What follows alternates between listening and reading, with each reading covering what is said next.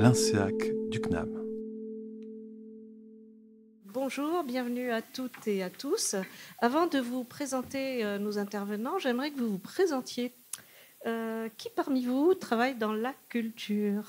Voilà. Ah ouais, on est impressionnés. On est impressionnés. Dans l'éducation? Voilà, c'est presque moitié-moitié. Dans la jeunesse, l'action sociale? Ah, un petit peu moins, voilà, ou même pas du tout. Qui est étudiant, qui est doctorant? Ah oui, là, il y a un beau groupe INSEAC par là. Qui est chercheur ou bientôt chercheur ou a envie de l'être?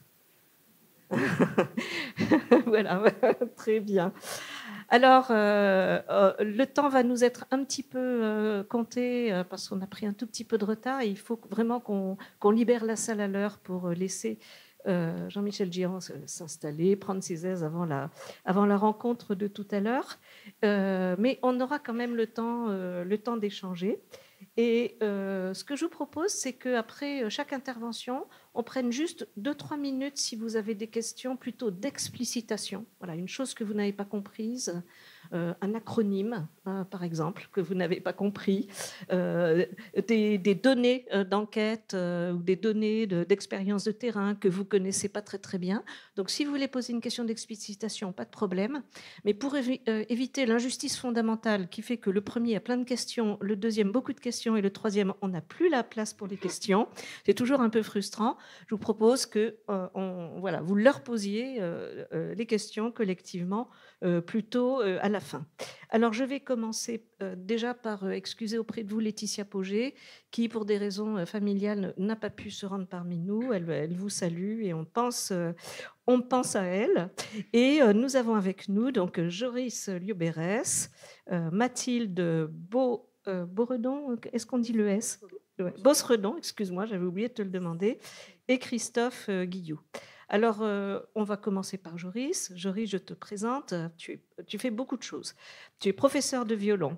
Tu es coordinateur pédagogique et référent handicap à l'apprenti musicien. C'est un réseau d'écoles de musique associatives à Paris.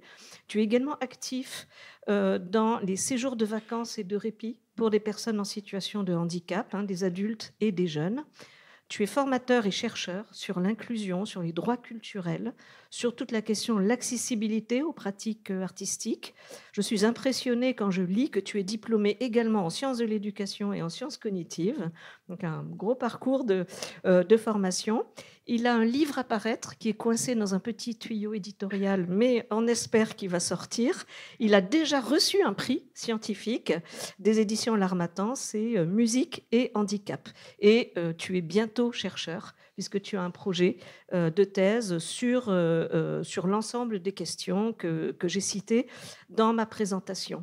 Donc, ton intervention portera sur la place des musiciens intervenants dans la démarche inclusive, de l'intermédiation au changement de paradigme. Tu as 20 minutes. Et au bout de 20 minutes, je te ferai un petit signe. Et top. Et je présenterai Mathilde et Christophe après. D'accord. Tout d'abord, merci beaucoup Marie-Christine pour cette présentation. J'avoue que là, tu me mets un peu la pression avec tant d'éloges. Alors que nous nous connaissions ou non, du coup, vu qu'il y a des étudiants, je souhaite quand même vous souhaiter à tous une très bonne année de rentrée, puisqu'on commence, ça y est, qu'on soit enseignant ou étudiant cette année scolaire, universitaire ou ce mauvais retour de vacances. Et j'en profite pour faire un petit clin d'œil en espérant quand même qu'après cette parenthèse estivale des Jeux Olympiques et Paralympiques de Paris, nous allons enfin ouvrir cette fenêtre sur une société plus inclusive envers les personnes en situation de handicap. Une fenêtre peut-être avec un petit truc en plus, comme c'est la mode aujourd'hui de le dire, et que enfin on puisse définitivement changer ce regard à l'égard des personnes en situation de handicap. Et je dis ça parce que je pensais tout à l'heure au militantisme que parlait Erwan Baudouin.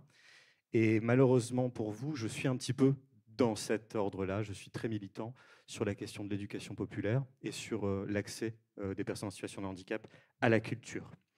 En préambule de mon propos, évidemment, j'ai mis leur petit logo parce que je tiens absolument à les saluer aujourd'hui. C'est l'apprenti musicien, cette école de musique où j'exerce. L'ANTSEP de ZAC est un regroupement d'écoles de musique associatives dans toute la France.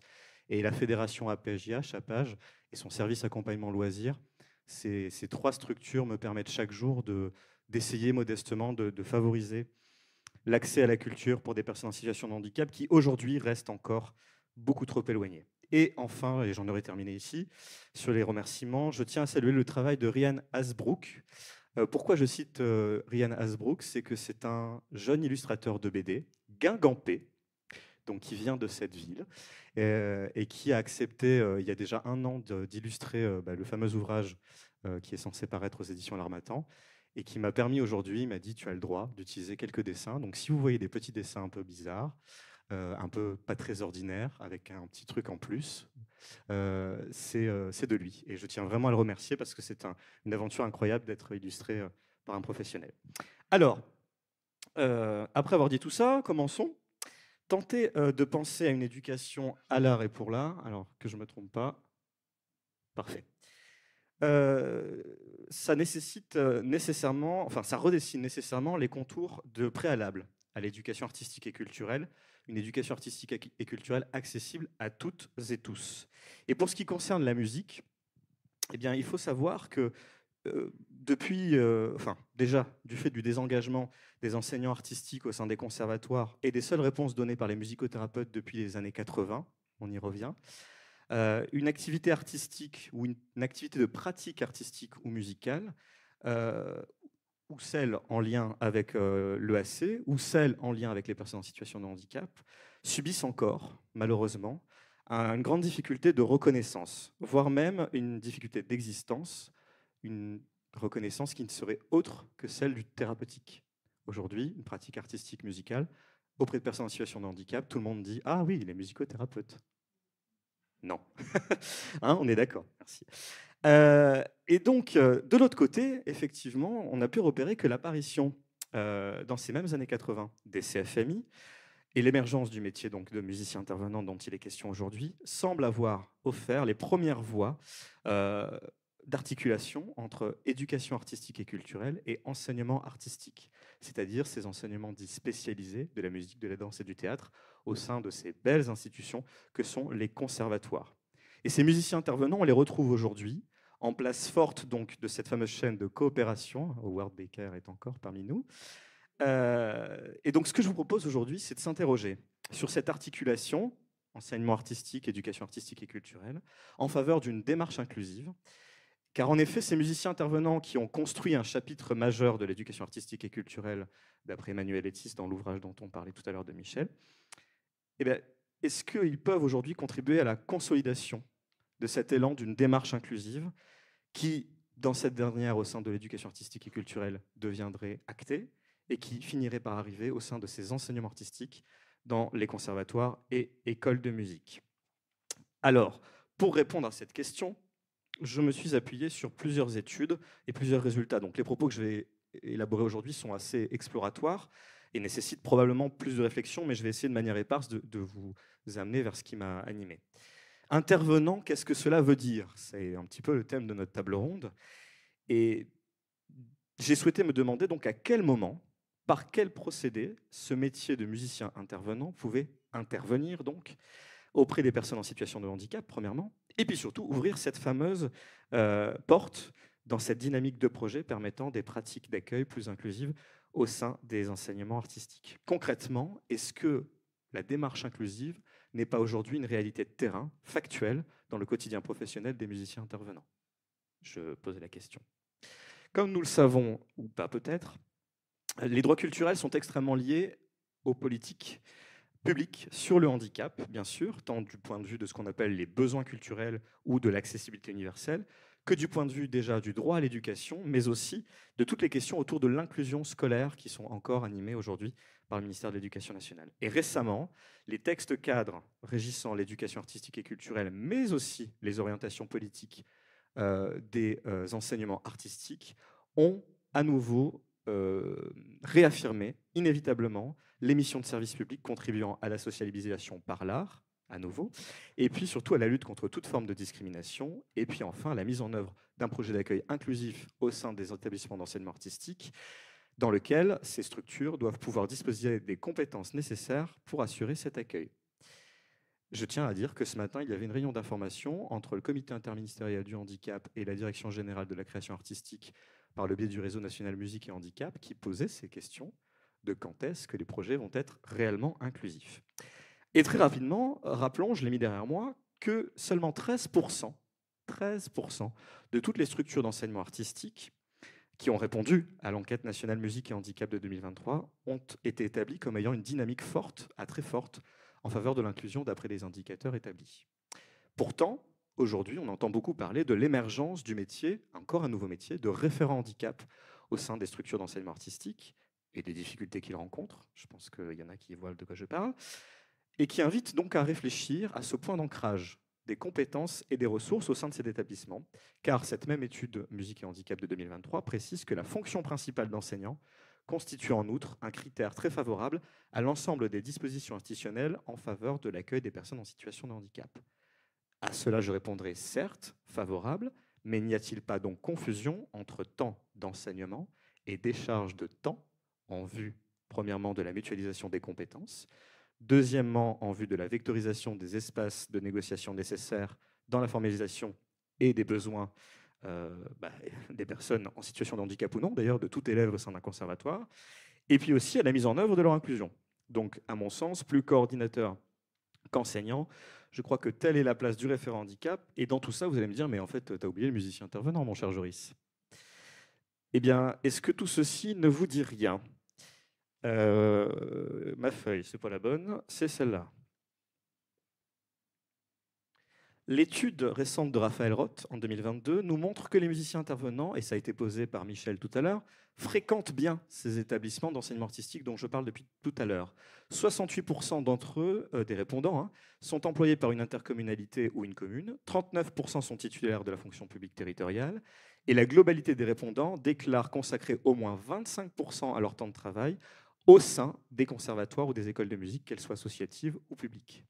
Aussi, la synthèse donc, de cette étude de Raphaël reprécise un point important, c'est-à-dire le tissu partenarial du musicien intervenant. Et il précise que 93% d'entre eux considèrent qu'être musicien intervenant, c'est savoir créer les conditions du partenariat entre les différents acteurs de la chaîne de coopération, Howard Becker encore parmi nous, de l'éducation artistique et culturelle. Une chaîne allant donc des élèves aux inspecteurs de l'éducation nationale, en passant par les autres enseignants, les personnels d'école de musique, les équipes d'autres accueil, les parents d'élèves, les collectivités, les élus, bref, etc. Le musicien intervenant est donc bien au sein des établissements d'enseignement artistique et est donc bien le maillon central d'une situation qu'on appellerait dite d'intermétier. J'y reviendrai tout à l'heure. Mais qu'en est-il donc toujours pour ce musicien intervenant par rapport au handicap ? Non, je ne l'ai toujours pas oublié et je vous propose d'aller du côté de ses compétences.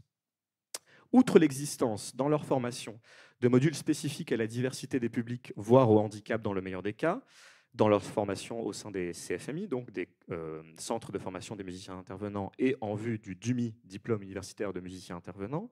Outre également l'apparition de dérivés à ce DUMI, comme le diplôme d'université La musique et l'enfant en situation de handicap au CFMI de Tours, le DUMUSIS, diplôme universitaire de musicien spécialiste avec l'option handicap et santé au CFMI de Lyon, ou encore le DUSEACT, diplôme universitaire de spécialisation en éducation artistique et culturelle et en action territoriale. Je prends ma respiration. Option musique, handicap et santé au CFMI d'Aix-en-Provence. Consacrons-nous directement, au lieu d'aller sur tous ces diplômes, aux compétences directes du musicien intervenant. Je vous ai mis derrière moi le référentiel d'activité de compétences de France Compétences, ce qui fait que ce diplôme est reconnu, il est certifié par France Compétences, qui est l'organisme d'État. On constate dans ce référentiel qu'il aborde des notions, premièrement, de conception, d'animation et d'évaluation de situations d'apprentissage collectif de la musique, de projets évidemment d'éducation artistique et culturelle, mais surtout des projets d'adaptation à un public, à un contexte, et des possibilités de remédiation. Donc tout un tas de terminologies qui invitent nécessairement à faire un rapprochement avec une démarche inclusive, c'est-à-dire une démarche en faveur des personnes en situation de handicap. Michel Knobuller, tout à l'heure, précisait que le musicien intervenant, j'ai noté, alors comme j'écris mal, je ne sais pas si j'ai bien pris des notes, le musicien intervenant accueille chacun avec sa propre singularité Et le musicien intervenant est en capacité de se mettre en relation avec l'autre. Le handicap étant un contexte d'altérité, je crois que le musicien intervenant est peut-être le personnage central dans toute cette question. Et je vais aller plus loin encore en vous parlant de mon étude de 2023, dans laquelle j'ai expliqué pourquoi cette démarche inclusive, dont je vous parle depuis le début, imposait cette situation d'intermédiaire. Je vous ai mis une citation derrière moi, mais pour simplifier un peu, la situation d'intermédiaire, c'est quoi? C'est une situation dans laquelle le travail collectif entre plusieurs métiers différents est bousculé. La pratique est bousculée, les politiques sont bousculées, les croyances de chacun dans son métier sont bousculées. Et ils sont bousculés autant qu'ils interrogent directement la réalité et l'efficacité de terrain de chacun. Les résultats de mon étude montraient surtout comment l'analyse des identités professionnelles, donc là c'est de l'ordre de la sociologie des professions, des musiciens intervenants, puisque c'était mon sujet, ça montrait comment cette analyse de ces identités professionnelles et de leur pouvoir d'agir pouvait être pertinente pour comprendre leurs réticences et leurs difficultés face à l'accueil de publics en situation de handicap. Et il y avait dans cette étude un questionnaire avec des échelles de Likert. Et dans ce questionnaire, il y avait une question qui était « Qu'est-ce que c'est qu'apprendre la musique, finalement ?» Et le but pour moi, c'était de repérer les représentations entretenues par ces enseignants. Il y avait peu, c'est le truc là. Hop, je me fais un petit kiff d'utiliser le... Voilà. Il y avait, il y avait peu d'items de Discord, vous le voyez devant moi, ils sont plus ou moins tous d'accord sur ce que c'est qu'apprendre la musique, sauf un item qui parlait de apprendre la musique, c'est recevoir une place, une identité légitime et stable. Et effectivement, cette place, lorsqu'il s'agit d'une situation de handicap, elle est réinterrogée. Pourquoi ? Parce que lorsqu'un individu est en situation de handicap, est-ce que se retrouver en situation d'apprentissage, comme les autres, ne lui permettrait-il pas de recevoir cette place, d'assumer un nouveau rôle social, cette fameuse identité légitime et stable, c'est-à-dire une identité d'élève avec ses exigences et ses codes. Et comme le précise Philippe Pernoud dans un article que j'avais utilisé en point comparatif, apprendre devient nécessairement un métier dans un sens plus large. Cette posture en devenir nécessite l'appropriation de ses rites, de son langage et de ses ficelles. Une approche inclusive donc de l'apprentissage de la musique serait celle qui permet d'être construit sur un système ayant bien des normes identifiées, mais des normes changées pour qu'une personne en situation de handicap puisse être inclue. Or, nous le savons, au présent, comme je l'ai dit au début, les établissements d'enseignement artistique sont construits sur des systèmes avec des normes bien identifiées. Ils possèdent leur propre culture commune, la partagent auprès de leurs apprenants, mais la question est est-ce qu'elle deviendra inclusive un jour? Et c'est ça la principale difficulté, c'est à instaurer cette démarche. Pourquoi je vous explique tout cela? C'est que parmi les personnes qui étaient d'accord avec cette conception de l'apprentissage de la musique, il n'y avait que des femmes. Et ces femmes-là ont la particularité d'être toutes concernées par un enseignement ou une pratique musicale en collectif. Vous me voyez peut-être venir, car le métier de musicien intervenant est majoritairement représenté par des femmes, d'après l'étude de Raphaël Roth. Et dans ces répondantes qui étaient d'accord, il y avait plus de la moitié qui étaient des musiciennes intervenantes qui se déclaraient en majorité au contact de personnes en situation de handicap, notamment au travers, je vous le donne en mille, de projets d'éducation artistique et culturelle et d'intervention en milieux médico-sociaux. Les musiciennes intervenantes sont donc bien au contact des personnes en situation de handicap. Et elles sont, pour 25% de leur temps, au sein des conservatoires. Alors venons-en à ma conclusion. Les musiciennes intervenantes, d'après l'expression de Francis Lebon, sont à cheval entre le travail social et la création artistique. On parlait tout à l'heure avec nos intervenants de l'éducation populaire, de cet accès de la culture. Je crois que ça peut résonner. Travail social et création artistique. Et comme je l'évoquais en substance, donc, les activités de pratique artistique et surtout de pratique musicale, ou celles en lien avec le AC, et surtout auprès de personnes en situation de handicap, subissent toujours la catégorisation d'ordre thérapeutique, mais surtout subissent certaines dérives. On a vu éclore dans les conservatoires la création d'ateliers dits ghetto, spécial handicap, en se disant que l'on faisait de l'inclusion.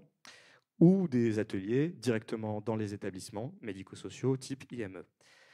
Avoir une approche inclusive, je le répète, avec les conditions qui sont écrites derrière moi d'après Philippe Tremblay, et comme les textes, aujourd'hui, les textes cadres l'obligent, permet de retrouver le handicap donc au cœur de la norme, qui est donc changée pour l'inclure. Et à ce titre, le référent handicap dans ces structures-là, que l'on voit émerger, effectivement, il est nécessaire. Mais il est le point d'ancrage des compétences et des ressources, et de manière évolutive, ça c'est intéressant. Mais s'il développe la démarche inclusive et cette notion de partenariat, avec les situations d'intermédiaire dont j'évoquais tout à l'heure qui en découlent, cette approche nécessite des personnes ressources. Parce que le partenariat, c'est aussi utiliser des ressources et des compétences chez ses collaborateurs. Alors, en plus, on voit d'ailleurs, Patrick Guillem utilise le terme dans son manifeste pour l'inclusion dans les conservatoires, il utilise le terme de professeur ressources. Alors c'est intéressant parce que du coup, on voit plein de termes comme ça qui évoluent, le professeur relais, le professeur ressources, etc. Alors, ces professeurs ressources, en plus du coordinateur de handicap, est-ce que finalement, ça ne peut pas être les musiciens intervenants? Ou est-ce que le musicien intervenant ne peut pas devenir justement passer cadre, catégorie A de la fonction publique, et devenir coordinateur de ces questions-là? Parce qu'une musicienne intervenante, je vais féminiser maintenant, puisque je l'ai dit que c'était des femmes, un peu de féminisme, une musicienne intervenante, par sa formation, par ses compétences et ses réalités de terrain, devient un appui central dans l'avancement du changement de paradigme en faveur des personnes en situation de handicap. Alors qu'elle devienne référente handicap ou personne ressource, qu'importe, elle peut accompagner la démarche inclusive, c'est ce que je pense. Précisons rapidement que par accompagnement, j'entends le fait qu'il y ait une forme d'égalité dans la relation d'aide, c'est-à-dire accompagner au même niveau.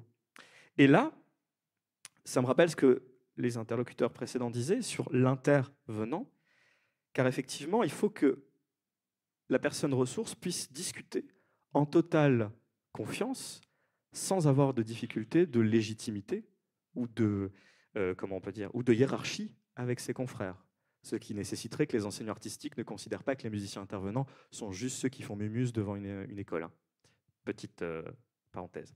Donc, toutes ces dimensions sont visiblement au cœur du métier de musicienne intervenante, qu'il suffit donc, à mon sens, de valoriser en ce sens aujourd'hui, car elles sont parmi ces seuls enseignants artistiques capables, premièrement, d'établir une dynamique de groupe et son évaluation, deux, de remédier aux différents contextes d'apprentissage et donc de public cible, ce qui n'est pas rien, car comme le précise Philippe Pernoud dans un article qui était « Suffit-il d'être expert pour former des experts de la musique ?» on retrouve parmi, je cite, ce qui résiste à l'intention de former chez les enseignants artistiques, des thèmes comme, je cite, l'envie de savoir et le rapport au savoir, la transposition didactique et les situations d'apprentissage, et, ce qui m'intéresse le plus, la gestion des différences et l'hétérogénéité des publics, ce qui est la compétence première du musicien intervenant. Je vous remercie.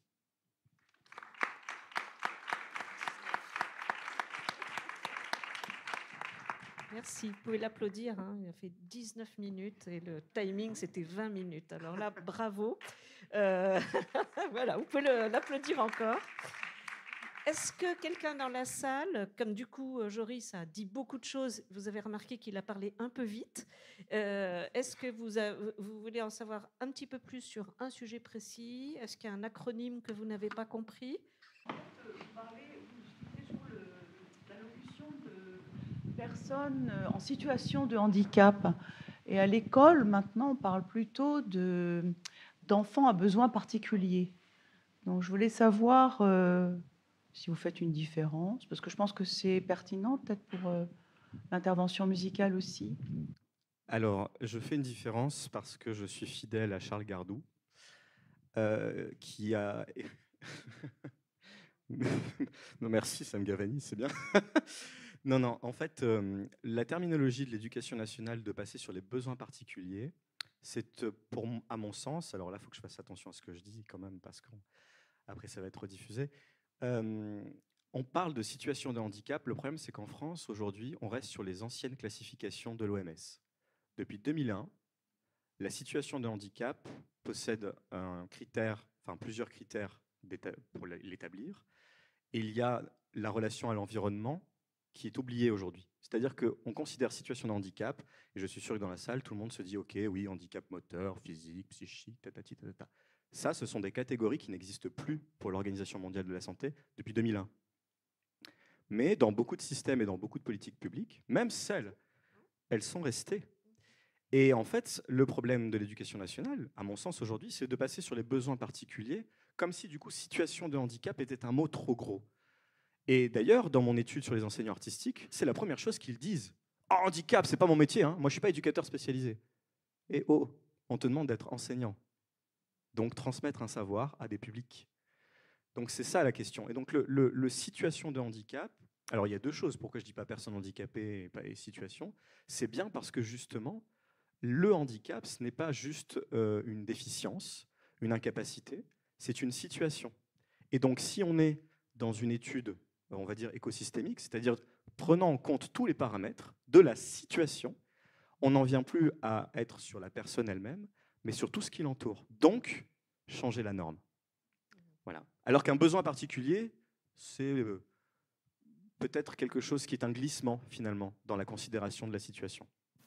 Ben, oui, je vois que vous avez envie de discuter. Peut-être qu'on pourra rebondir là-dessus parce que j'avais envie de hocher la tête un tout petit peu comme vous, parce qu'à l'université, la notion de besoin spécifique a également remplacé la désignation des personnes en situation de handicap. Ce qui est très intéressant, c'est que les besoins spécifiques, c'est aussi les sportifs de haut niveau, c'est aussi les étudiants artistes. Et je trouve que c'est assez inclusif de se dire que des personnes qui sont dans des situations complètement différentes, elles ont toutes des besoins spécifiques. Et du coup, ça nous ramène sur la nécessité d'inclure ça dans toute la pédagogie de tous les enseignants. Mais c'est un vrai sujet de discussion. Derrière les dénominations, il y a des projets.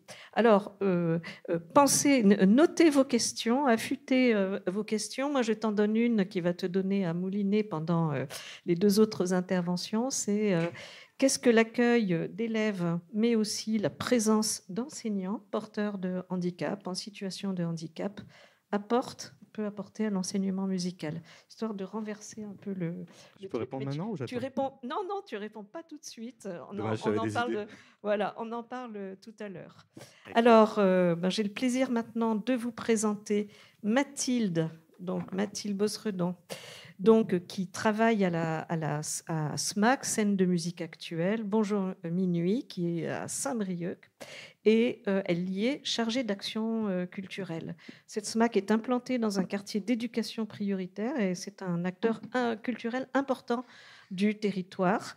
À travers le travail que fait Mathilde, la SMAC est fortement investie dans l'EAC avec une cible collégien importante, hein, d'après ce que j'ai compris, mais aussi de manière plus large, l'accessibilité et la transmission.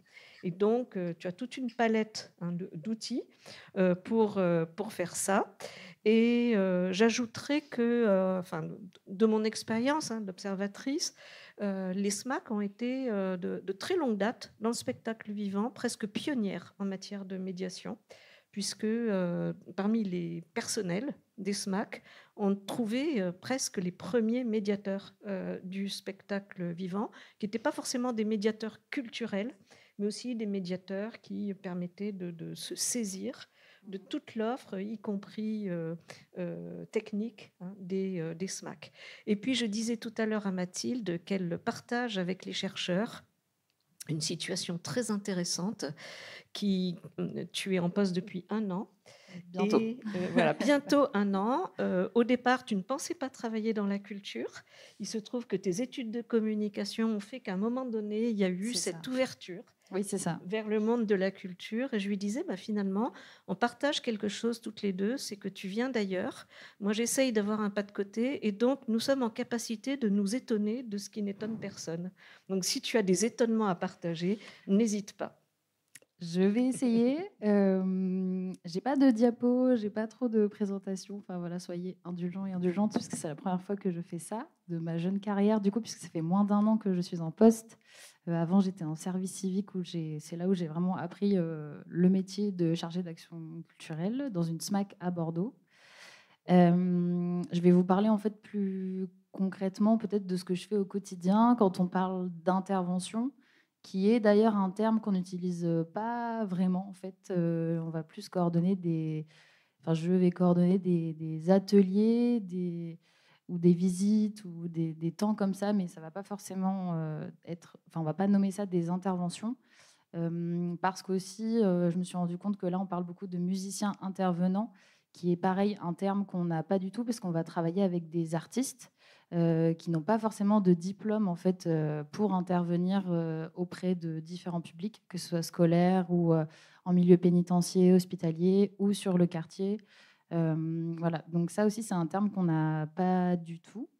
Mais c'est aussi très intéressant parce que ces artistes sont là vraiment dans un but de transmission. En fait, on va plus parler de transmission et de rencontre, d'accessibilité aussi, puisque les droits culturels, c'est quelque chose de très important qui sont dans nos valeurs en tant que SMAC, en tant que SMAC, on a un cahier des charges qui est la diffusion, l'accompagnement et donc l'action culturelle. C'est vraiment les 3 piliers, encore, on en parlait tout à l'heure.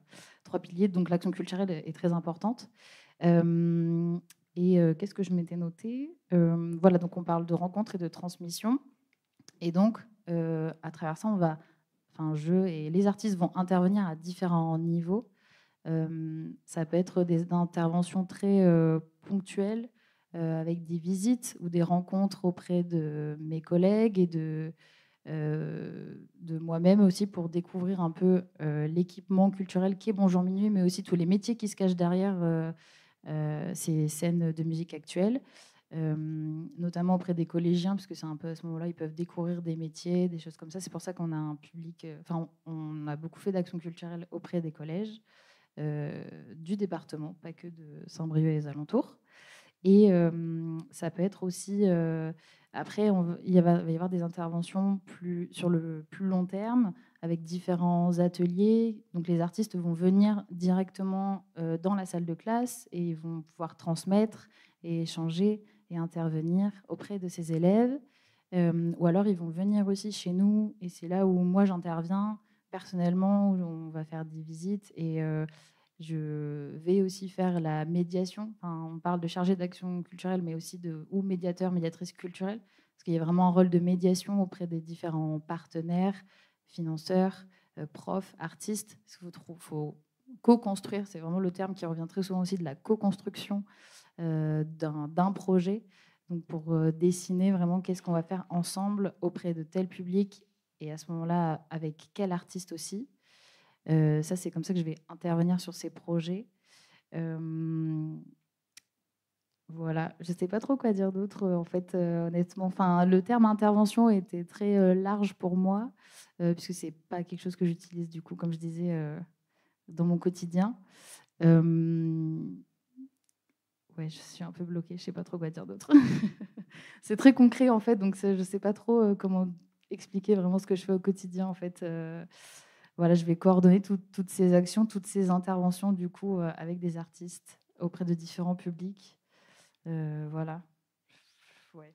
Désolée, je ne sais pas trop. Oui, dans les échanges préalables qu'on avait, tu disais que tu avais un peu 4 points d'appui pour l'action culturelle, la découverte des métiers. Oui, c'est ça. Du spectacle, ça dans les SMAC, on le fait beaucoup, Tout à fait. depuis toujours.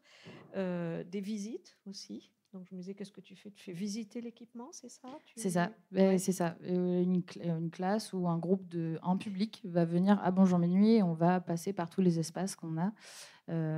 Donc les studios de répétition, d'enregistrement, notre petite salle, la grande salle, ce qui permet d'expliquer aussi tout le travail qu'il y a derrière, donc, et les métiers derrière, donc régisseur des studios, l'accompagnement, l'administration, la programmation, voilà. Et donc comment tous ces espaces sont utilisés par toute l'équipe, et aussi à quel point c'est ouvert au public et pas que... en fait, en tant que salle de concert, on voit que ça. On va communiquer là-dessus, mais en fait, on ne fait pas que ça, et c'est là où l'action culturelle est importante, puisqu'on va aller vers des publics aussi qui n'ont pas l'habitude de venir en salle de concert, dans leur but de leur montrer que c'est accessible et qu'ils peuvent juste passer la porte. Mais quand c'est pas dans les pratiques ou dans les habitudes, c'est plus compliqué à faire. Donc c'est tout ça tous ces ateliers, toutes ces rencontres, ces transmissions qui permettent aussi de peut-être créer de futurs artistes auprès des enfants. Quand on fait des ateliers d'écriture, de DJing, des choses comme ça, il y en a qui se révèlent vraiment, ou auprès de patients d'une clinique, des choses comme ça. Il y en a qui après poursuivent un peu la pratique, et voilà, c'est un peu dans ce but-là aussi qu'on fait tout ça et qu'on intervient. Et alors toi qui es au contact de ces jeunes, donc beaucoup de collégiens, comme tu le disais, au fond, quelles sont les découvertes artistiques et culturelles qu'ils font On pourrait se dire, au fond, les musiques actuelles, c'est quand même plus dans leur univers de référence musicale que l'opéra, la musique symphonique classique, etc. Est-ce que tu as l'impression qu'il y a quand même des décalages culturels voilà, est-ce qu'ils se sentent comme des poissons dans l'eau quand ils arrivent dans les animations, ou est-ce que tu as l'impression qu'il y a des décalages à combler et donc une transmission à établir? Oui, il y a une Oui. transmission. Parce qu'en plus, du coup, les ateliers, c'est beaucoup de pratiques artistiques. Enfin, c'est le but aussi de tout ce qu'on met en place, c'est de transmettre pas juste du savoir, enfin, que ce soit pas forcément très descendant, mais que les enfants ou ados, adultes participent vraiment et pratiquent. Donc, la plupart des jeunes aussi, c'est pour ça qu'on était beaucoup sur un public de collégiens avant, puisque c'est un peu là où ils découvrent des métiers, et ils décident un peu de la suite. Donc, ça leur permet peut-être d'ouvrir un peu des champs. Et quand ils font des ateliers de DJing, la plupart voient enfin, voilà, ils connaissent le matériel de platine, mais ils n'en ont jamais utilisé. Donc là, il y a de la transmission. Quand c'est des ateliers d'écriture, oui, en français, ils écrivent un peu, mais là, c'est plus personnel ou c'est plus libre. Donc voilà. Après, ils découvrent aussi des styles musicaux malgré tout, parce que on a un peu l'image où ils écoutent que du rap ou de la techno, des trucs comme ça un peu. Et du coup, nous aussi, on est là pour les amener à rencontrer d'autres artistes qui font d'autres styles de musique, qui sont pas forcément, qui n'ont pas fait de conservatoire ou des choses comme ça, mais qui ont des projets artistiques originaux, on va dire, qui sortent un peu du classique. Donc là aussi, il va y avoir la transmission là-dessus, même quand ils viennent à des sorties de résidence, donc ils vont voir un petit bout de concert. Pour la plupart des jeunes, c'est leur premier concert, donc c'est l'expérience aussi d'être un spectateur dans une salle de concert. Comment ça se passe par rapport au théâtre? On peut se lever, on peut sortir de la salle, on peut crier, on peut sauter, tant qu'on ne dérange pas ce qu'il y a sur scène et autour de soi. Donc voilà, c'est un peu tout ça aussi qu'on transmet. Et parmi ces jeunes, même si je ne suis pas sûre que tu établisses comme ça une comptabilité, enfin des statistiques, mais par exemple, en moyenne, dans une classe de jeunes collégiens que vous accueillez, il y en a combien qui pratiquent déjà la musique? Pas beaucoup. Pas beaucoup. J'ai pas de chiffres en tête, parce qu'après, on va aussi vers des publics ou des zones géographiques dites blanches, enfin, là où il ne se passe pas forcément grand-chose aussi. Donc, il n'y en a pas beaucoup qui pratiquent un instrument ou qui font de la musique chez eux. Voilà. Donc ça aussi, c'est pour leur montrer que si tu peux le faire, vas-y, c'est accessible, tente, lance-toi. Eh bien, alors moi, je vais te poser une question aussi, mais d'abord, je voudrais savoir si la salle aimerait en savoir plus sur les activités de Mathilde à la SMAC. Bonjour, merci Mathilde. Je voulais demander pour le projet d'OAC, c'est Bonjour Minuit qui va chercher des artistes pour co-construire ces projets. C'est plutôt des artistes qui viennent proposer des projets. Et une autre question, c'est lié à un artiste, il n'est pas forcément un pédagogue. Et du coup, comment dans des projets d'OAC où l'artiste va devant la classe, est-ce qu'il y a, je sais pas comment demander, mais une fibre, ouais. vous sentez c'est une bonne personne pour amener en classe. Comment gérer cette médiation entre l'artiste et la classe et les enfants, quoi. Alors déjà, pour répondre à la première question, c'est un peu les deux. De manière générale, ça reste les profs, par exemple, qui vont me contacter en me disant qu'ils ont envie de faire un projet autour de la musique avec une classe. Et donc là, on va se rencontrer, on va définir ensemble un peu qu'est-ce qu'ils ont envie de faire, si c'est des ateliers d'écriture ou de la pratique, est-ce qu'ils veulent faire un enregistrement aussi ou un clip monté sur scène avec une restitution. Enfin voilà, ça peut prendre un peu toutes les formes qu'on veut. Et à ce moment-là, c'est moi qui vais choisir l'artiste qui, je pense, convient au projet. Alors, je ne choisis pas toute seule. Enfin, je m'appuie aussi sur mes collègues, notamment mon collègue qui est régisseur des studios à Bonjour Minuit, qui, lui, a une vision plus large aussi de ce qui se passe localement. Donc, ce qui fait qu'on peut travailler avec des artistes briochins ou des alentours. Et donc, des fois, c'est lui qui va me conseiller tel artiste en rap, il est super, et il écrit bien, il est pédagogue, il vient souvent au studio. Enfin, voilà. Donc, ça se fait aussi avec l'équipe. Enfin, en tout cas, je m'appuie sur Hugo ou d'autres membres de l'équipe. Donc, voilà, c'est moi qui vais choisir l'artiste, en tout cas pour convenir à ce projet. Ça arrive qu'après, des artistes me contactent en me disant qu'ils sont artistes et qu'ils aimeraient intervenir auprès de tel ou tel public. Mais après, je ne vais pas forcément chercher le public pour répondre à sa demande, parce que je ne vais pas démarcher pour faire de l'action culturelle. Enfin, voilà, c'est quand il y a une demande et j'essaye de répondre au maximum. Je ne vais pas démarcher des structures pour leur dire on a tel artiste qui veut faire ça, venez. Voilà. Parce qu'après, il faut trouver des financements aussi, c'est tout un processus.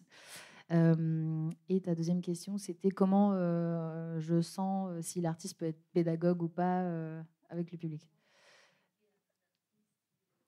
C'est ça. Et ça peut être. Enfin, c'est un peu le mystère des fois. Des fois, c'est. Enfin, à force de rencontrer des artistes qui font de l'action culturelle, on sent s'ils ont le feeling avec les gens, enfin, s'ils sont assez pédagogues. Il y a des artistes qui arrivent très bien à transmettre ce qu'ils font et d'autres un peu moins.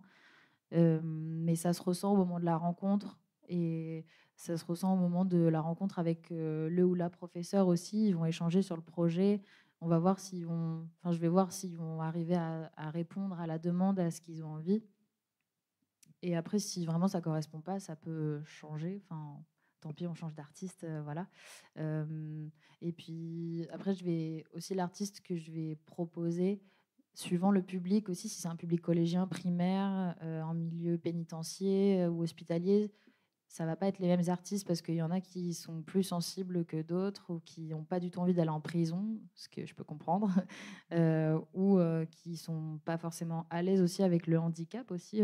Des fois, il y en a qui sont pas à l'aise, donc le but c'est pas de les mettre en difficulté non plus, et donc de pas mettre en difficulté le public aussi, les participants.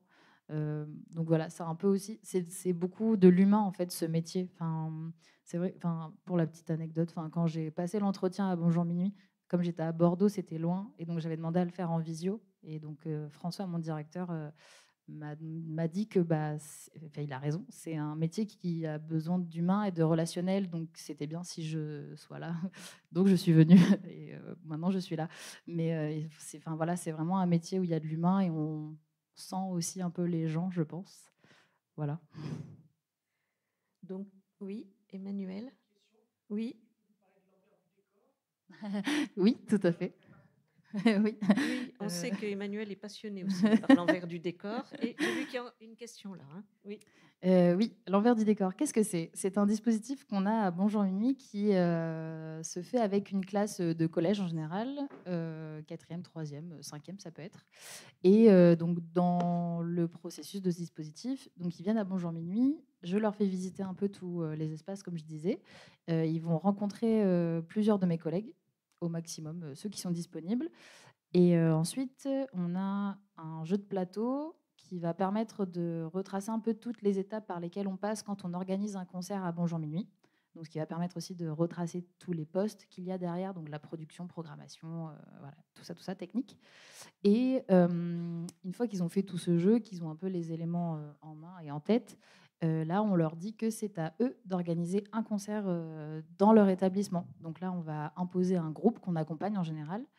Et donc, je vais leur envoyer toute une fiche avec voilà, les différents pôles, métiers qu'il y a, les missions. Donc, faire une affiche, la communication sur la presse locale, ce genre de choses. Et ensuite, c'est eux qui vont organiser le concert dans leur établissement. Il a vraiment lieu. Voilà, on arrive après avec tout le matériel. Et c'est eux qui accueillent les artistes, qui ont installé les loges, qui font une feuille de route, qui ont fait des courses, voilà. Ils font la sécurité, ils font tout ça. Voilà. Bonjour Mathilde. Durant ta courte expérience professionnelle en tant que chargée d'action culturelle, est-ce que tu as pu observer les interactions entre les artistes et les musiciens intervenants? Comment ils se croisent? Quelles interactions? Comment ils se perçoivent? J'ai pas trop croisé de musiciens intervenants en fait, je dois dire. Donc je sais pas si je peux vraiment répondre à votre question. Pour l'instant, vraiment, on a travaillé qu'avec des artistes qui sont en voie de professionnalisation ou semi-professionnels, ou qui font de l'action culturelle vraiment à temps plein, mais qui font aussi quelques dates à côté. J'ai pas encore travaillé avec des musiciens intervenants, donc je les ai pas vus se croiser. Donc voilà. Oui, mais là, entre la présentation précédente et notre table ronde, tu vas sortir de cet après-midi. C'est ça. Je sais que les musiciens intervenants existent, je dois faire quelque chose. Alors, je te propose une question à laquelle tu vas réfléchir pendant que Christophe interviendra. Si l'INSEAC te propose d'accueillir soit en stage, soit pour une thèse, alors un étudiant, un doctorant, donc dans la SMAC, avec toi, qu'est-ce que tu aimerais mieux comprendre, mieux connaître, grâce à la présence de quelqu'un qui serait à tes côtés et qui regarderait lui aussi ou elle aussi avec son regard de biais? Est-ce qu'il y a un mystère que tu aimerais résoudre? Voilà. Donc cette question va t'accompagner pendant 20 minutes. Le temps pour Christophe Guilloux donc, de nous présenter sa proposition d'intervention. Donc Christophe est professeur des écoles à l'école Jules Ferry de Pontivy. Donc dans le Morbihan, s'il y a parmi nous des personnes qui n'habitent pas la Bretagne, j'ai vu que concrètement, le sujet dont tu vas nous parler, dans ta classe, ça se déroule, mais c'est dans un cadre, le cadre d'une classe unique. De la petite section au CM1, c'est ça? Tu fais ça dans une classe unique ou pas? Non, j'ai commencé à travailler avec de la petite section au CM1, mais le dispositif est né en élémentaire. Ah, en élémentaire, d'accord. Donc avec un multiniveau quand même. Oui, tout à fait. Alors, tu vas nous parler d'une expérience personnelle, de l'éducation à l'architecture et par l'architecture. Donc, ça va être une déclinaison de ce qu'on connaît bien, l'éducation à l'art et par l'art. Donc, tu vas faire une transposition du côté de l'architecture. Tu fais ta thèse en ce moment ici, à l'INSEAC, sous la direction d'Emmanuel Etis, une éducation par l'architecture, l'art comme médium.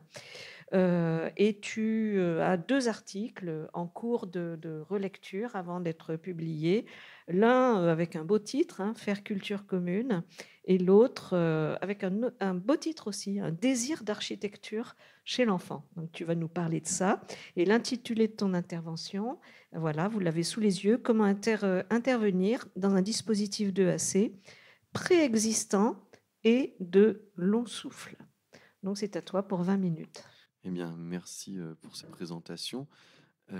C'était intéressant tout à l'heure d'entendre Michel Knobüller parler du préfixe d'intervention, puisque moi, je vais m'occuper du verbe qui après inter. Donc, venir, parce que vous allez le comprendre rapidement, mais d'abord, je vais vous expliquer ce qu'est la classe en architecture assez rapidement.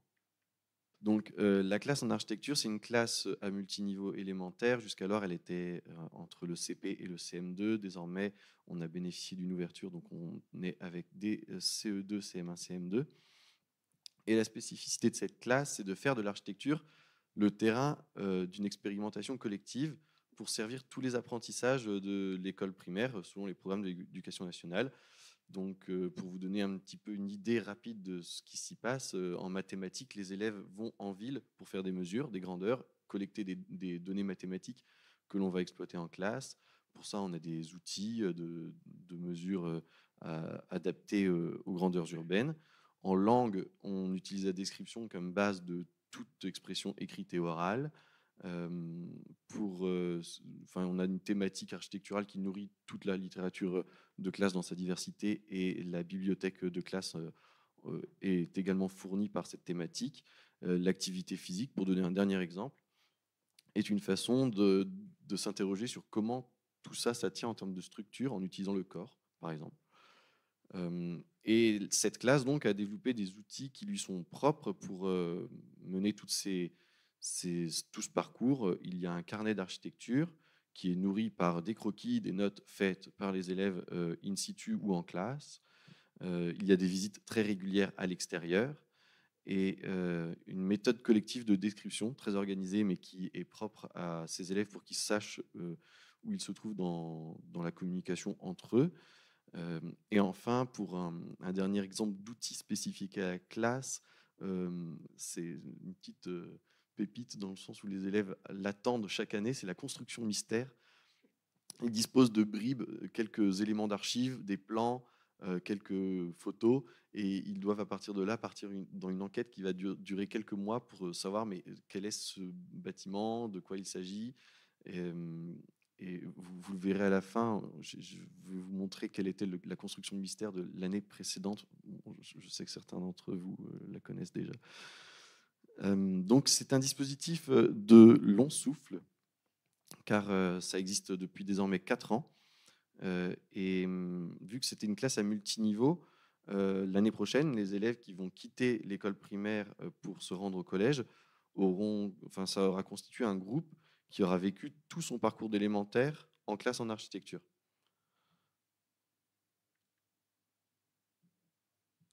Et donc pour moi, intervenir donc avec ces journées d'études centrées sur l'intervention, désolé pour ceux qui étaient vraiment là pour la musique, mais en fait ça va être transposable. Je vais parler des postures d'intervenants. Donc l'interrogation, c'était ce rapport entre la classe et le rapport qu'elle entretient avec les intervenantes, les intervenants. Et donc pour moi, intervenir, c'est d'abord venir, c'est-à-dire appréhender un dispositif pédagogique particulier, pour le coup, se sentir la place ou entendre des apports qui peuvent être faits par des élèves d'école primaire à partir de leur pratique et de leur expérience. L'architecture a un lien fort avec l'éducation, un lien singulier. Ça tient peut-être d'une part parce que l'architecture a des écoles nationales supérieures d'enseignement et donc peut-être que ça amène à constamment interroger ce point de vue de l'enseignement au niveau des architectes, donc un point de vue réinterrogé régulièrement. Et d'autre part, la discipline, elle est dotée de dispositifs de médiation spécifiques forts de la décentralisation. Et aussi des questions d'inclusion. Ça se passe par exemple dans les maisons de l'architecture en région, les CAUE, pour éviter qu'on me demande l'acronyme. Il s'agit des conseils de l'urbanisme, de l'architecture et de l'environnement qui se situent au niveau des départements cette fois-ci, qui ont dans leur mission la médiation à l'architecture. Et je vais vous renvoyer, si vous voulez en savoir plus sur tout le maillage de médiation à l'architecture, aux travaux de Roberta Gelli, qui a notamment soutenu une thèse en 2017 sur les médiations à l'architecture auprès des enfants. Et au niveau national, dans un aspect muséal, il y a la Cité de l'architecture, qui, elle aussi, a des missions de médiation et aussi des possibilités de créer des outils et d'expérimenter ces outils et de médiation, mais aussi des outils pédagogiques avec des professeurs relais en son sein. Voilà, donc il existe aussi des dispositifs associatifs au sein de l'ENSAB de Rennes, l'École nationale supérieure d'architecture de Bretagne. Il y a une association qui s'appelle Archibilisation et dont les étudiants se donnent le rôle de médiateur pour l'architecture. Il y a par ailleurs des espaces de réflexion où éducation et architectes se rencontrent. C'est l'exemple des préacs, et notamment celui de Grenoble, avec le préac Art de l'espace et Société. Roberta Gelli distingue dans sa typologie des intervenants de la thématique architecture en milieu scolaire ce qu'elle appelle des francs-tireurs. Je n'aime pas beaucoup le terme, mais en tout cas, j'étais intéressé par le statut, c'est-à-dire des professionnels qui, à titre indépendant, développent des ateliers, des parcours ou des actions de médiation. Et ces propositions se font soit en marge d'une activité professionnelle et préexistante, principale, ou tend parfois à devenir une activité à part entière. on pourrait s'interroger sur les besoins de la discipline à mettre en œuvre autant de dispositifs de médiation. Et on peut faire l'hypothèse que l'architecture a, par nécessité, besoin d'être regardée et d'être montrée. Il y a parfois des incompréhensions entre public et les objets architecturaux. Et donc, voilà, peut-être que ça expliquerait ce besoin de légitimation. Ce dispositif de classe en architecture est né donc d'une rencontre. Et en fait, c'est plus que né d'une rencontre, c'est né d'un désir d'intervention. C'est la préparation d'une intervention qui a suscité l'idée de créer une classe en architecture. Voici l'anecdote. Celle d'un architecte proposant à un enseignant, c'est moi, d'école primaire, de rencontrer une classe pour parler d'architecture. L'enseignant voit là une opportunité de sensibilisation ou encore de médiation au métier d'architecte. Et c'est alors que l'architecte le détrompe et lui dit que non, il s'agit bien de parler d'architecture avec des enfants, de les interroger sur ce qu'ils en perçoivent et d'entendre ce qu'ils ont à en dire. Les élèves perçoivent donc et peuvent s'exprimer sur l'architecture. Plus encore, cette expression peut s'avérer intéressante pour des professionnels. Cela peut paraître anodin, mais pour un enseignant, voilà une découverte intéressante qui amène à repenser l'ensemble de la pédagogie. Se poser la question de ce que les élèves de sa classe perçoivent, de leur donner les moyens de l'exprimer, de les accompagner pour le partager avec des personnes faisant partie pleinement de ce monde perçu.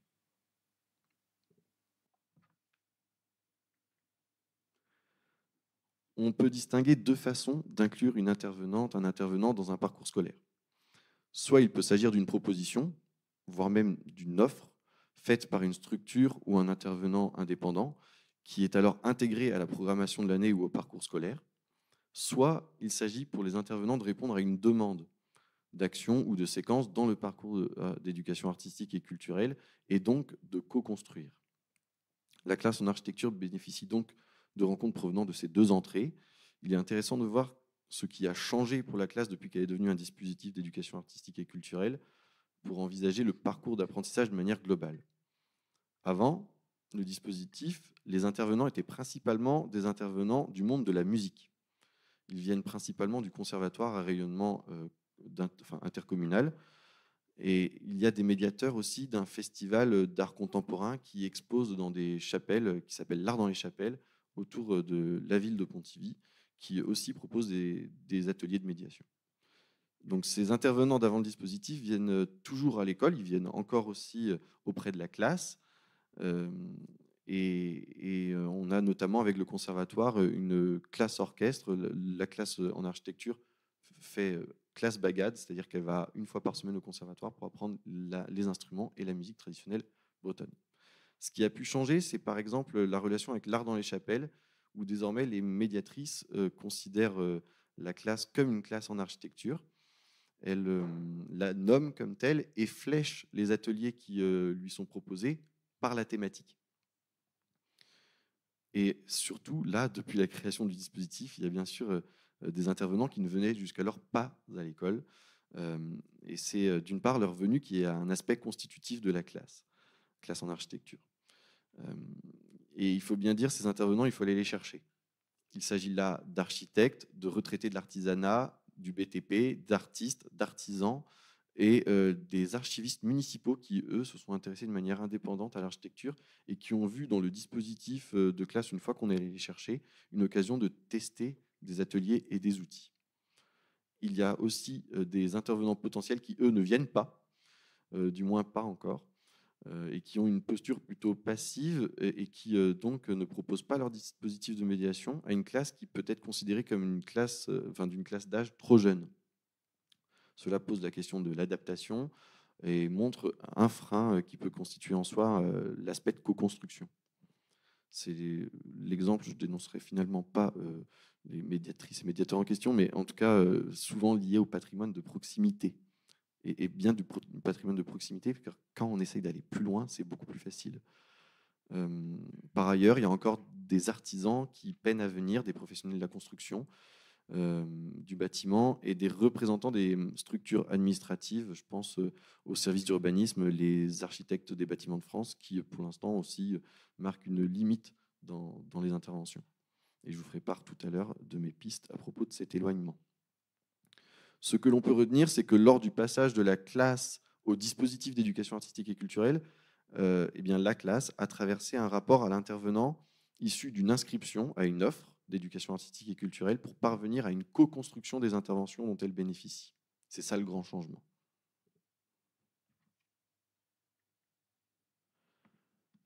La classe en architecture s'appuie sur les 3 piliers, et je me sens complètement à l'aise en architecture de parler de 3 piliers d'éducation artistique et culturelle.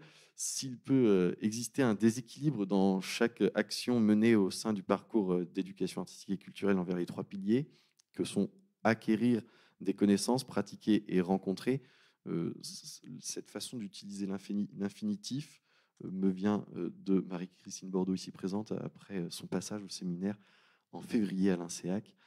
Donc la classe en architecture appelle et profite de ces 3 dimensions tout au long de son parcours d'apprentissage.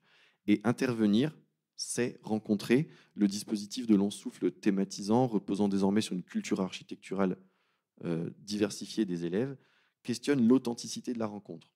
Lorsqu'un intervenant, une intervenante vient dans la classe, c'est qu'elle ou lui a des questions ou un désir d'apprendre avec la classe en architecture.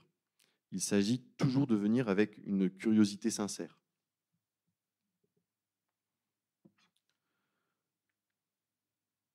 En cela, intervenir dans la classe en architecture ne revient pas à faire en soi un acte de médiation, dans le sens où il ne s'agit pas de faire lien entre une discipline, une pratique ou ses objets, car la classe, elle est déjà familière de la thématique et elle a déjà développé une base, une approche de cette discipline, ainsi qu'un regard sur le monde construit et le monde en construction.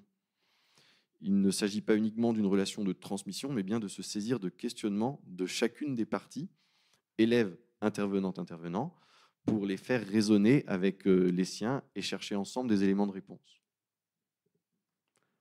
Donc cette posture me paraît plutôt tendre vers une recherche de compagnonnage.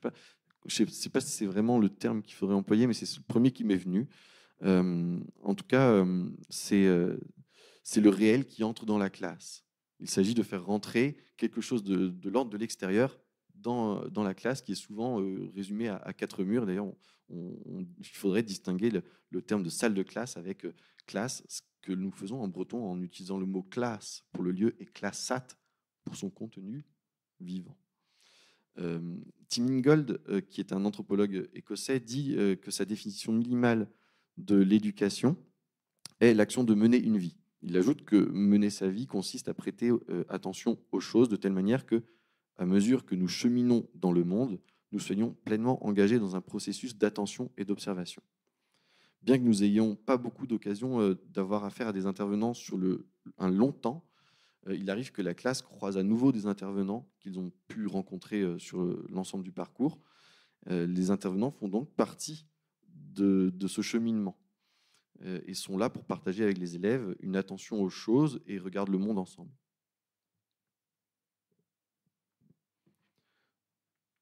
Dans ce dispositif, c'est donc à l'enseignant d'aller chercher les intervenantes, les intervenants. Cependant, ils sont dans le champ de l'architecture pas choisis de manière fortuite. Ils sont toujours repérés conséquemment à un questionnement de classe. À l'intérieur de la classe, émergent des questions, des curiosités d'enfants. Eh bien, à l'enseignant de les capter et d'essayer d'aller chercher parmi tout un panel de personnes, les personnes qui pourraient être le plus en lien avec ces questions. Et donc, avec cette recherche, il y a une double possibilité de postures qui peuvent cohabiter. Il y a celle de faire entrer la classe dans le milieu de l'intervenant. La classe est alors invitée à entendre, regarder les objets, le champ d'action de ce dernier, celui de l'intervenant ou celle de l'intervenant. Et la classe s'interroge sur ses pratiques à lui ou à elle. Les partages peuvent se faire sous forme soit d'échanges, soit d'ateliers. Et la seconde posture, c'est pour l'intervenant d'entrer dans le milieu de la classe en architecture. Il vient alors répondre à une question, une attente que la classe a formulée. Et pour cela, la classe va lui présenter son dispositif et ses travaux du moment, les éléments qui ont fait émerger la question, et s'ouvre ensuite donc une discussion et des interventions sur les travaux directement des élèves, ou une expérience de regard partagé in situ, par exemple. La configuration est celle donc d'une immersion dans les sphères d'activité, de pratique et de pensée pour les deux parties. Il y a une forme de socialisation réciproque où chacun peut se donner la possibilité d'un apprentissage mutuel et une forme d'intersubjectivité. Il y a un langage commun, création de sens partagés entre eux, les professionnels de l'architecture ou de la médiation à l'architecture et les élèves. Ainsi, partagent leur univers de signification, leurs pratiques, leurs préoccupations, et chacun commence à comprendre et intégrer certains aspects de l'autre monde.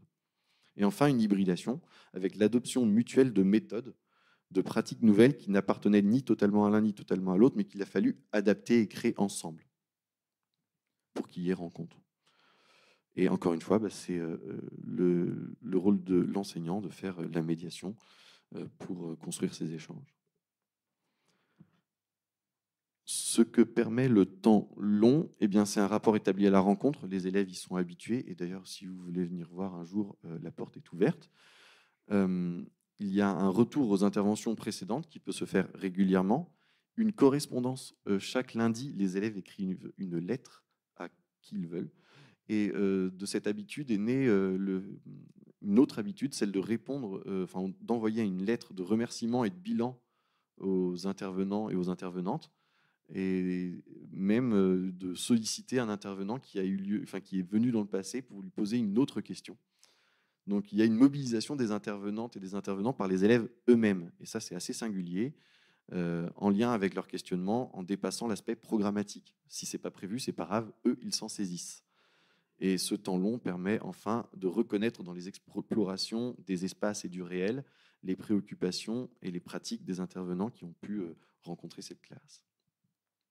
Il s'agirait donc d'un transfert culturel et cognitif. Culturel car les élèves adoptent certaines pratiques des artistes et des professionnels intervenants.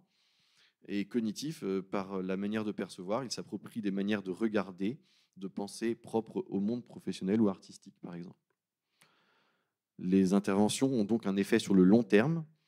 Les élèves l'expriment notamment lors de visites in situ, en rapprochant leurs observations des interventions elles-mêmes, en reconnaissant ici des éléments de questionnement et de préoccupation de telle intervenante qui est architecte coloriste, ici tels aspects qui intéressaient une intervenante maçonne, et ici des aspects qui sont liés aux matériaux d'isolation. Et encore une fois, c'était une intervenante qui s'intéressait à ces questions. Il y a beaucoup d'intervenantes qui viennent dans les écoles, même en milieu architectural.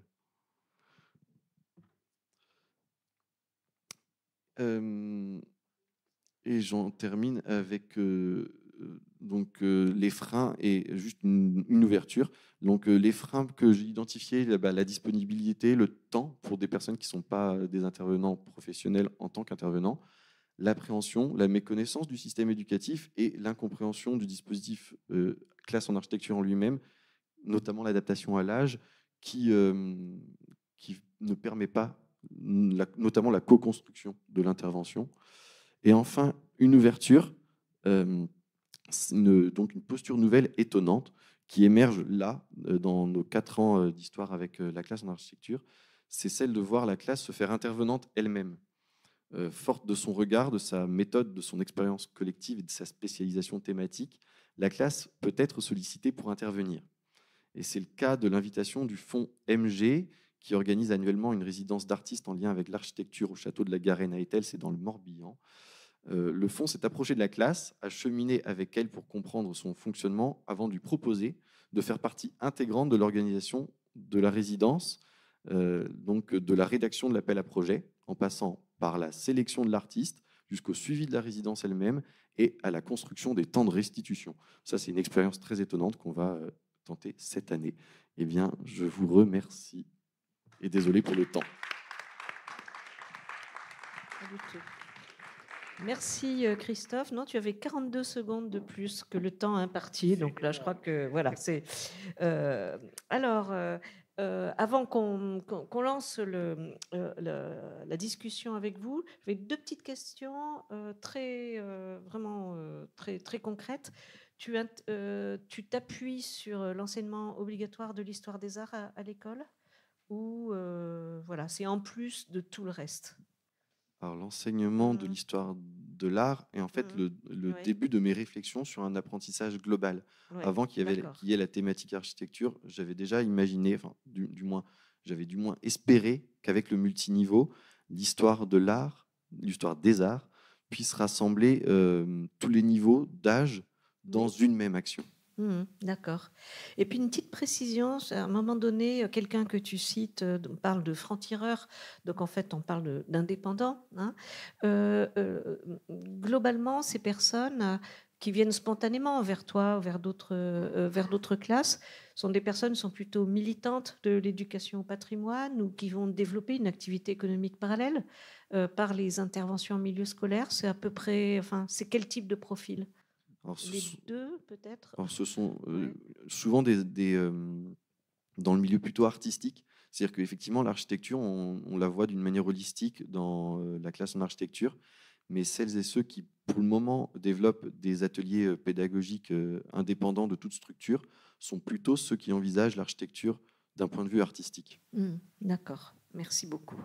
Alors, on va pouvoir, pour 10 à 15 minutes maximum, engager le dialogue avec vous. Donc, vous avez vu qu'on a eu une première intervention qui était vraiment fondée sur les différentes questions posées par l'inclusion dans un domaine particulier, hein, l'enseignement musical spécialisé.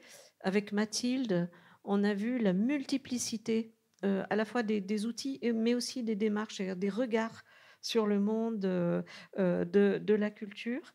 Et avec toi, Christophe, on a vu un cas très intéressant d'intervenants multiples, avec des métiers extrêmement différents, mais on va dire que la cohésion, elle est définie par le projet de la classe, et puis un exemple rare de projet long en éducation artistique, qui fait mentir ce que je dis d'habitude sur les écarts entre le temps souvent court de l'action culturelle par rapport au temps long de l'éducation ou de l'action sociale. Pendant que vous terminez de mûrir vos questions, avez-vous réfléchi à la question piège? Et le projet mystère, Christophe? La réponse est dans la diapositive juste au-dessus de vous. Nous sommes venus à la prison de Guingamp. Ah, voilà. Et je ne vous parlerai absolument pas des constructions de mystère suivantes. D'accord. Ah ben non, ça, il faut que ça reste un mystère. Donc du coup, toi, tu n'as pas de questions mystères, hein, enfin de questions comme ça lancinantes pendant la table ronde. Peut-être qu'on peut repartir de questions que je vous ai posées, si vous le souhaitez. Sinon, on repart des questions de la salle et je vais tout de suite m'approcher de vous avec le micro. Je vous laisse répondre.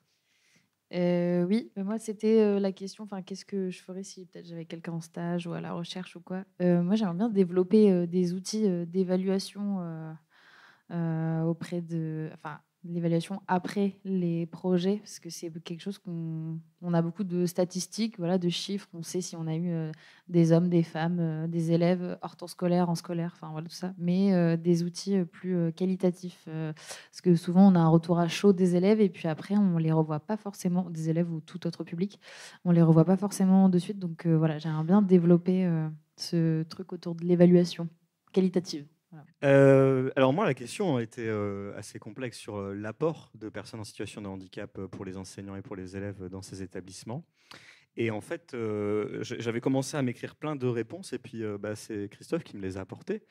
C'est-à-dire qu'il y a une question, tu as parlé d'hybridation, de socialisation pardon, réciproque. Et je vais juste donner une anecdote. Dans le cadre de mon enquête, j'avais été interroger des référents handicap dans tous les conservatoires en France. Et il se trouve qu'avec l'un d'eux, j'ai beaucoup sympathisé. Donc nous sommes allés au bar après l'entretien. Et comme je sympathise beaucoup avec lui, je l'enregistre à son insu. Et j'ai gardé cet enregistrement que j'utilise, avec son accord bien sûr, hein, la question du consentement n'est pas là. J'utilise cet enregistrement à chaque fois dans mes formations pour les enseignants parce que la première chose que les enseignants disent toujours quand on leur parle d'inclure des personnes en situation de handicap, c'est le fait que ça les dépasse. Et en fait, la réponse, c'est qu'on fait de l'art. Et l'art n'est efficace que s'il nous dépasse. Et en fait, dans cet apéritif un peu trop arrosé, j'ai cet enregistrement où je dis à mon confrère, mais je ne comprends pas pourquoi nos collègues sont toujours aussi réticents à avoir du handicap. Pourquoi ils ont peur? Et il me répond, tu sais, dans enseignant artistique, il y a le mot artiste, et l'artiste, il n'a pas peur de sauter dans le vide. Donc c'est juste qu'ils sont trop devenus enseignants, ou alors qu'ils ont peur que cet art-là ne soit pas à leur niveau. Et c'est toute la question de l'image qu'ont aujourd'hui les musiciens, les enseignants des conservatoires, toute cette pratique écran où on est concertiste, enseignant, mais concertiste. Et en fait, on a peur de ne pas d'aller dans un domaine qu'on ne connaît pas. Et comme on ne protège que ce que l'on connaît, eh bien, l'apport de personnes en situation de handicap dans ces établissements-là, c'est au-delà de l'altérité, c'est apporter une nouvelle connaissance. Parce que ce qui est pratique pour des personnes en situation de handicap, ce qui va les aider à aller vers une démarche de pratique artistique, est valable pour tout le monde finalement. Voilà. Merci Joris. Réponse par le dépassement, c'est vraiment une belle réponse. On a une première question. Alors oui, moi c'est un petit peu plus pragmatique. Non, je voulais essayer de bien comprendre la classe architecture. En fait, si par exemple un enfant rentre en CE2 dans cette classe-là, il va continuer jusqu'au CM2? Oui. Alors, du coup, comment vous faites pour garder la motivation, l'intérêt pendant 3 ans? Parce que je suppose qu'il faut quand même trouver des intervenants différents, des sujets peut-être différents à chaque fois. Alors, c'est pas pendant 3 ans, hein, parce que en vérité, les élèves qui sont avec moi là cette année en CM2, qui partent en 6e, vu que la classe a évolué, à l'époque, il n'y avait qu'une classe unique pour les classes bilingues de cette école. Je les ai depuis maintenant 6 ans. Et donc, ils m'ont depuis la maternelle. Et ceux qui sont en CM1 sont avec moi depuis la moyenne section, en continu. Donc, en fait, il s'agit de toujours réinventer. Mais ce qui m'aide dans la classe en architecture, c'est qu'elle a un cadre. Et en fait, on regarde tous la même chose. Et au final, moi, je ne suis pas un spécialiste de l'architecture. La thématique est arrivée de manière fortuite. Donc, je regarde avec eux. Et ce qui a changé, c'est que je m'intéresse plus à la façon dont eux regardent les choses. Et je construis mon enseignement là-dessus. Alors forcément, c'est toujours renouvelé puisque ce n'est pas les mêmes élèves à chaque fois et qu'on ne va pas s'approcher des mêmes choses à chaque fois non plus. Bonjour, alors moi je travaille au Centre national pour la création adaptée à Morlaix. Donc j'ai écouté très attentivement, Joris, tout ce que tu as dit. J'ai une petite remarque à faire. On a parlé pas mal, on s'est félicité du 100% EAC et du Pass Culture pendant ces journées. Je voulais juste attirer votre attention sur le fait que les élèves porteurs de handicap qui ne sont pas scolarisés dans des établissements ordinaires ne bénéficient pas de la part collective du Pass Culture. Donc ça, c'est une première question pour toi, c'est la question des moyens. Voilà. Et la deuxième question, ou peut-être, enfin, tu as un peu répondu là tout à l'heure, c'est tu parles de changement de paradigme. Moi, je voulais interroger ces musiciens intervenants sur le changement de posture. Est-ce que le prérequis pour changer de paradigme, c'est pas d'abord de changer de posture? Voilà. Merci beaucoup déjà de rappeler cet état de fait. Puisqu'on est dans le militantisme, je tiens à rappeler que c'est parce que les associations de personnes en situation de handicap ont un petit peu râlé que nous avons enfin un ministre. Hein. Donc oui, la question des moyens est toujours un problème. D'ailleurs, quand par le biais de l'ANSEP2A, je suis amené à aller dans des structures, des écoles associatives de musique donc, qui dépendent finalement de subventions, qui, comme chacun le sait, disparaissent au fur et à mesure des années. Petite parenthèse, à peu près une quarantaine d'écoles de musique n'ont pas fait leur rentrée cette année, puisqu'elles ont fermé. Donc ça interroge beaucoup sur la place de la musique dans notre société. Et le handicap, pendant longtemps, moi j'ai cru que c'était un biais, parce qu'effectivement, c'était la mode de financer pour le handicap. Donc je disais aux structures, mais allez-y, montez des projets, ça va vous permettre d'avoir des subventions et de faire comme ça fructifier votre structure en lui apportant cette fameuse richesse du handicap. Donc la question des moyens est toujours problématique. Par exemple, moi, dans l'association où j'exerce aujourd'hui, mon poste de référent handicap qui coûte cher, puisque j'ai 18 heures de coordination du handicap dans la structure, n'est pas financé. Donc c'est en fonds propres de l'association. Donc il y a une question de volonté politique, puisque l'association pour laquelle je travaille est prête à faire ce sacrifice en fonds propres, d'embaucher quelqu'un à temps partiel pour s'occuper de cette question, parce qu'elle est convaincue que... Mais l'apport est qu'aujourd'hui, notre structure reçoit plus de public, parce qu'elle a mis en place tout un processus qui fait qu'on est reconnu, qu'il y a, par exemple, le Centre de ressources autisme Île-de-France, qui, lorsqu'ils ont des familles qui s'interrogent sur est-ce que mon enfant peut faire une pratique musicale? Oui, bien sûr, telle structure le fait. Donc c'est aussi pour ça que situation de handicap plutôt que besoin particulier, quelque part, redire ce mot handicap, c'est aussi permettre aux familles d'aller vers ça.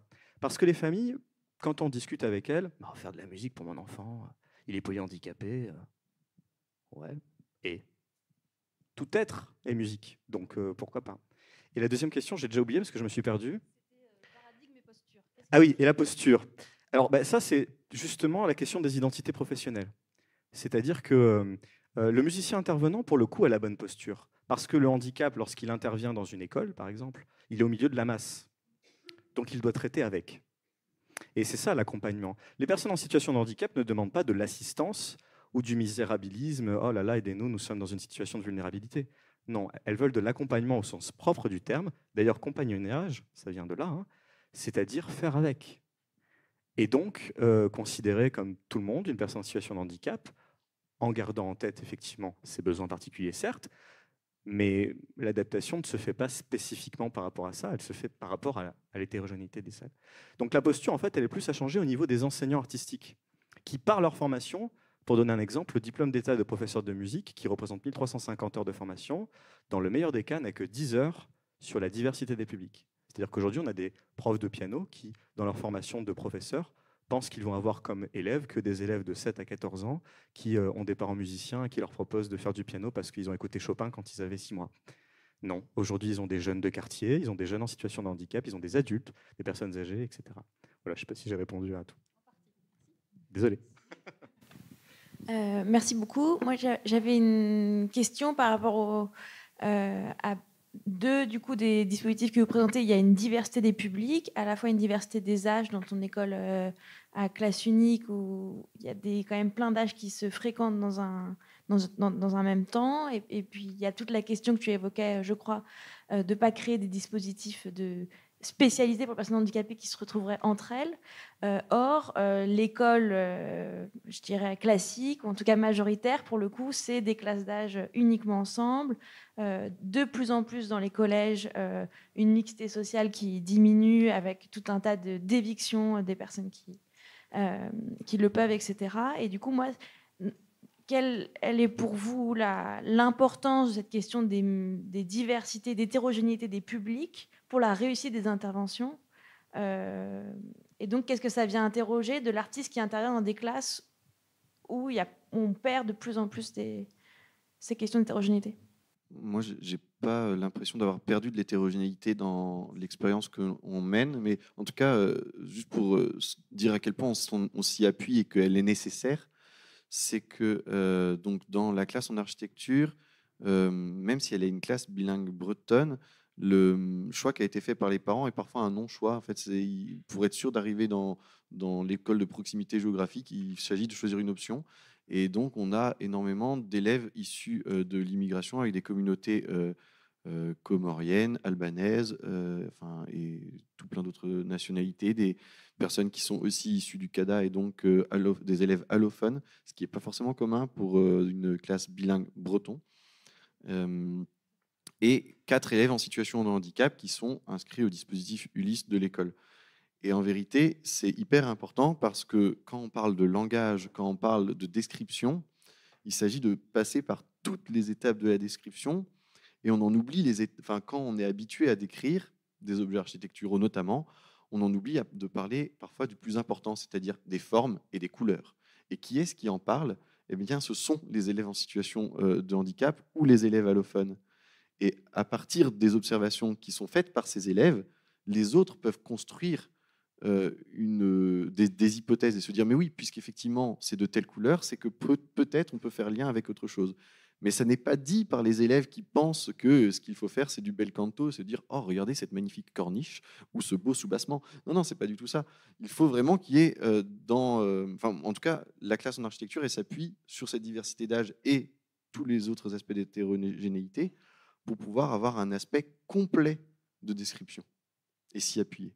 Pour répondre à la question des ateliers ghetto, je voulais juste donner un chiffre. 59% des structures d'enseignement artistique font des ateliers ghetto, c'est-à-dire une classe dédiée pour le handicap et considèrent que c'est inclusif. Mais là où je vais rebondir sur ce que dit Christophe, c'est que c'est bien l'éducation artistique et culturelle, finalement, qui permet de lutter contre ce que tu étais en train de dire, le fait que le collège, tout ça, partage d'âge, et l'éducation nationale, les dispositifs Ulysse, etc. Parce que sans son projet d'éducation artistique et culturelle, ces jeunes ne se rencontrent pas. Et de la même manière, moi c'est pareil du côté musical. Dans l'association où je bosse, on avait un projet l'année dernière autour de Paris 2024, puisqu'il y a eu les JO, si vous n'êtes pas au courant. Et on a fait un concert, 300 gamins sur scène, 2 dispositifs Ulysse, une classe élémentaire de Pamiers en Ariège, un lycée du 14e arrondissement de Paris et une école primaire du 12e. Et ces jeunes ne se seraient jamais croisés. Alors il y avait toute l'altérité de « oh là là, mais ceux de Pamiers, quand ils chantent à Paris, ils ont un accent, etc. » Et les Parisiens, bref, il y avait les histoires des accents, il y avait les histoires des différences. Il y avait sur ces 300 enfants sur scène, 39 enfants en situation de handicap. Et quand on a fait la présentation du concert aux élus, les élus pensaient qu'il y en avait moins que ça, parce qu'ils n'avaient pas conscience, ils étaient fondus dans la masse, ils étaient inclus. Donc c'est l'éducation artistique et culturelle qui répond à cette problématique. Bonjour, j'ai une question à l'intention de Christophe Guilloux, parce que j'ai peut-être pas bien suivi, mais je voulais savoir comment était le dispositif, en fait, classe architecture, c'est né au sein de la DAC ou pas, et quels sont les financements, parce que je ne sais pas si les intervenants sont payés ou pas. Et je voulais savoir aussi si vous alliez ou comptiez avoir un suivi des élèves, donc ceux notamment qui vont intégrer le collège, et savoir si dans le temps, ils vont continuer à s'intéresser à l'architecture et éventuellement peut-être en faire une future vocation. Alors, je vais essayer de répondre à tout, mais pour ce qui est de la vocation, j'espère que le dispositif montrera bien que l'architecture n'appartient pas aux seuls architectes. Et le but étant qu'il rencontre aussi, je vous l'ai dit, des maçonnes, des couvreurs, cette année des charpentiers. Donc l'idée, c'est qu'effectivement, on soit, enfin, c'est assez fortuit, mais c'est un avantage qui fait que l'architecture concerne un peu tout le monde. Donc voilà pour les vocations. Oui. Mais en tout cas, au moins s'intéresser au fait qu'on peut tous faire quelque chose ensemble, ça c'est déjà super. Et pour le suivi, c'est une question, je crois que mon camarade Julien Lebourg m'a posée il n'y a pas très longtemps, sur qu'est-ce que deviennent mes élèves après. Pour l'instant, j'ai encore un peu de chance. Bon, de toute façon, effectivement, dans le cadre de la thèse, il va falloir que je retourne les voir. Mais pour l'instant, c'est eux qui viennent me voir. Apparemment, l'école leur manque pas mal. Et ils me disent, l'architecture m'a servi en ceci, en cela. Et parfois même, l'architecture ne me sert plus dans telle ou telle discipline. Donc forcément, quand ils arrivent en 6e et 5e, ils cloisonnent et parlent vraiment d'apport en termes disciplinaires pour le moment. Mais je retournerai les voir, faire des entretiens avec eux pour aller un peu plus loin que cette approche disciplinaire. Et enfin, comment c'est porté, par qui c'est porté? Par nous, en fait, les élèves et moi-même. Il n'y a pas forcément c'est pas un dispositif qui donne lieu à une commande. On s'y est intéressé comme ça. Et pour financer les interventions, on finance avec les mêmes voies de financement que pour les autres interventions qui ont lieu dans l'école. Et ça a suscité, donc on est en train de réfléchir à, certains collègues appellent ce qu'on est en train de faire avec la classe en architecture une pédagogie de la perception.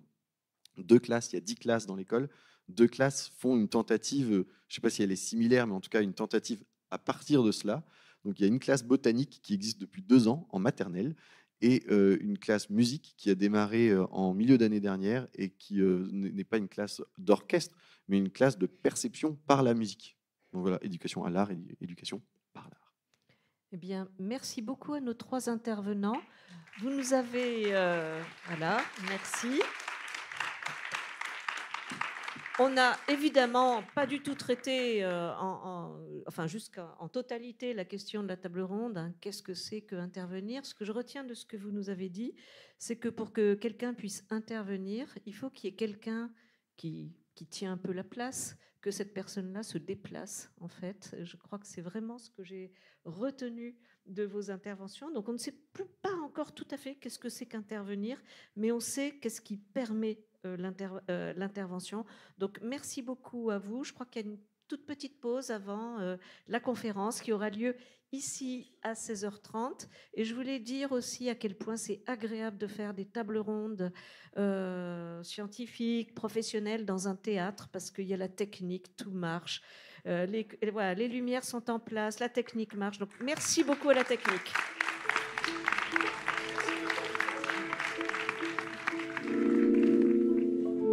L'INSEAC du CNAM.